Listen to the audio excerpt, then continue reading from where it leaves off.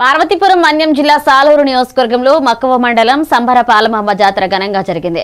భక్తులు తల్లి దీవెనలు అందించాలని కోరుతూ పాల్గొనరిక 300 సంవత్సరాలుగా కొనసాగుతున్న ఈ జాతరలో తల్లి మహత్యం ఊర్లో కొద్ది మందికే తెలిసిన రహస్యం. ఇక భక్తుల మధ్య విశ్వాసంతో కొనసాగుతుంది. సంబర పోలమాంబ తల్లి ప్రసాదం అందరికీ శుభం.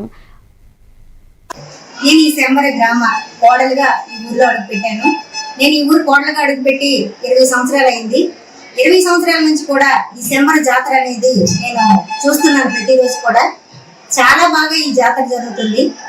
రాష్ట్ర నలుమూలల నుంచి కూడా భక్తులు చాలా మంది కూడా పెద్ద సంఖ్యలో ఈ జాతరకు వస్తారు.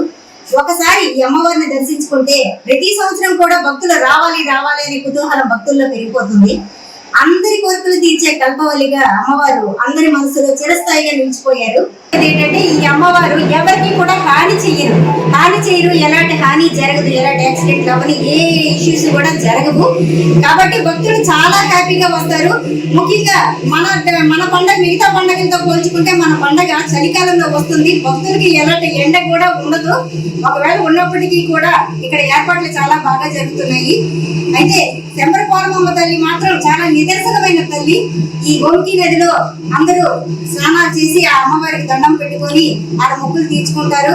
ఈ 10 వారాలు కూడా ఆదివారాలు సోమవారాలు అనుకుండా ఏ వారం అనుకుండా భక్తులు వస్తూనే ఉంటారు. అయితే ఈ భక్తులు వచ్చి లాస్ట్ 10వ వారం అయ్యేసరికి చండీ హోమంతో ముగింపు కార్యక్రమం జరుగుతుంది.